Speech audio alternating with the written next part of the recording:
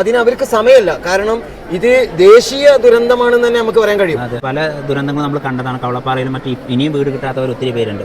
ഇവിടെ ഇപ്പോൾ ജീവനേക്കാൾ വലുതല്ല ഒന്നും. ഒരു കണ്ണടച്ച് തുറക്കുന്ന നിമിഷം കൊണ്ട് സംഭവിച്ചതാണൊക്കെ. അത്രയേ ഉള്ളൂ മനുഷ്യ ജീവിതം. പക്ഷേ ഒന്ന് എന്താ പറയുക, ഒരുപാട് അച്ഛനമ്മമാർക്ക് മക്കളെ നഷ്ടപ്പെട്ടു, അതുപോലെ മക്കൾക്ക് അച്ഛനമ്മമാരെ നഷ്ടപ്പെട്ടു, ഒരുപാട് ആളുകൾക്ക് അവരുടെ പ്രിയപ്പെട്ടതും എല്ലാം നഷ്ടമായി. ആ ഒരു അവസ്ഥ എന്താ പറയുക, ആകെ വല്ലാത്തൊരു ഷോക്കിലേക്ക് മാറുന്ന ഒരു ഇതാണ്. കാരണം ഇവരൊക്കെ ഒരു റിക്കവറിലേക്ക് പോകാൻ ഞങ്ങൾക്ക് ഒന്നും ഇല്ല എന്നുള്ളൊരു ചിന്തയിലേക്ക് വരികയാണ് ചെയ്യുന്നത്. അപ്പോൾ അതിൽ നിന്നൊക്കെ അവരെ രക്ഷിക്കാൻ ഇനി നമുക്ക് എന്താ നഷ്ടപ്പെട്ടതൊന്നും നമുക്ക് തിരിച്ചു കൊടുക്കാൻ പറ്റില്ല. അവർ സേഫായ ഇടങ്ങളിലേക്ക് മാറ്റുക എന്നാൽ നമുക്ക് അതിൽ ചെയ്യാൻ പറ്റുള്ളൂ. അതിനുള്ളത് നമ്മുടെ സഹോദരരാണ്. അതിനുള്ളത് നമ്മളെല്ലാവരും കൂടി കൈകോർത്തുകൊണ്ട് ചെയ്യാമെന്ന് മാത്രമേ എനിക്ക് ഇതിനകത്ത് പറയാനുള്ളൂ. കാരണം ഒന്നും പറയാനില്ല. കാരണം ആ ഒരു അവസ്ഥയിലൂടെ കടന്നു പോകുന്ന ആളുകളുടെ വേദന ഒരു പക്ഷേ കണ്ടു നിൽക്കുന്നവർക്ക് മനസ്സിലാവണമെന്നില്ല. മേപ്പാടി കേന്ദ്രീകരിച്ച് ചൂരൽമല മുണ്ടക്കായി പ്രദേശത്ത് ഈ പ്രശ്നം നടന്ന സ്ഥലങ്ങളിലുള്ള ആളുകളെ താമസിക്കുന്ന ക്യാമ്പിലാണ് ഇപ്പോൾ നമ്മളുള്ളത്. ഇതിൻ്റെ പുറമെ ഈ പരിസരത്ത് തന്നെ 4-5 ക്യാമ്പുകളുണ്ട്.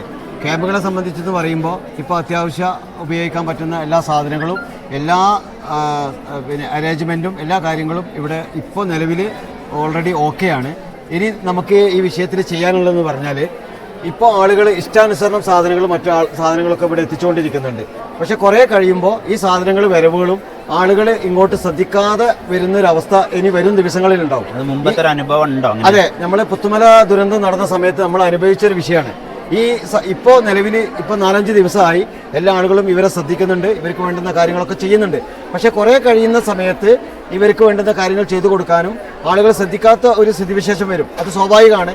ഈ മേഖലയിലുള്ള ആളുകളൊക്കെ എസ്റ്റേറ്റ് മേഖലയിൽ ജോലി ചെയ്യുന്നവരാണ്. അവർ ജോലിയുമായി ബന്ധപ്പെട്ട വിഷയങ്ങളിലേക്ക് അവർ അങ്ങോട്ട് പോയി കഴിഞ്ഞാൽ ഇവിടുത്തെ വിഷയങ്ങൾ ശ്രദ്ധിക്കാതെയും കാര്യങ്ങൾ ചെയ്യാനും ആളുകളില്ലാതെ വരും. ആ സമയത്താണ് നമുക്ക് സഹായങ്ങൾ എത്തിക്കേണ്ടതും അവരെ ശ്രദ്ധിക്കാനുള്ള കാര്യങ്ങൾ ചെയ്യേണ്ടത് ആ സമയത്താണ്. ഇപ്പോൾ ഓൾറെഡി നമ്മുടെയൊക്കെ നമ്മൾ പോയി നോക്കുന്ന ക്യാമ്പുകളിലൊക്കെ എല്ലാ സാധനങ്ങളും ഇഷ്ടാനുസരണം എല്ലാ ആളുകളും കേരളക്കര മൊത്തം ഈ ഒരു സംഭവം ഏറ്റെടുത്തിരിക്കുകയാണ്. കേരളത്തിന് പുറമെ മറ്റുള്ള സ്റ്റേറ്റുകളിൽ നിന്നും, തമിഴ്നാട് അതുപോലെ തന്നെ മറ്റ് സ്റ്റേറ്റുകളിൽ നിന്നൊക്കെ സാധനം ഇഷ്ടാനുസരണം വരുന്നുണ്ട്. എന്തായിരുന്നാലും നമുക്ക് ഏറ്റവും വലിയൊരു ദുരന്തം അഭിമുഖീകരിച്ച ഒരു നാട് തന്നെ എന്ന് നമുക്ക് ഈ വിഷയത്തിൽ പറയാൻ കഴിയും. മേപ്പാടി ചൂരൽമല ഈ സംഭവം നടന്ന സ്ഥലത്തിന്റെ പുറമെ ഈ സാധ്യതയുള്ള സ്ഥലങ്ങളിൽ നിന്ന് കുറെ ആളുകളെ താമസിപ്പിച്ചിട്ടുണ്ട്. പക്ഷെ അവർക്ക് വീടുകളും മറ്റു കാര്യങ്ങളൊന്നും ഇല്ലെങ്കിലും അവരെ ജീവന്റെ സുരക്ഷയ്ക്ക് വേണ്ടിയിട്ട് മാറ്റി താമസിപ്പിച്ചതാണ്. അവർക്ക് ഓൾറെഡി വീടുണ്ട്. പക്ഷെ ഈ ചൂരൽമല അതുപോലെ തന്നെ മുണ്ടക്കായി പ്രദേശത്തുള്ള ആളുകൾക്കാണ് നമുക്ക് വീട് മറ്റു കാര്യങ്ങളൊക്കെ ചെയ്തു കൊടുക്കാൻ. നമുക്ക് വേറെ ഒന്നും കൂടി നമ്മളെ പ്രേക്ഷകരോട് ഇങ്ങനെ പറയാൻ പറ്റൂല. അതായത് ചില ആൾക്കാർക്ക് നമ്മൾ വയനാട് ഭാഗത്ത് ഒത്തിരി വീടുകൾ ഒഴിഞ്ഞു കിടക്കുന്നുണ്ട്.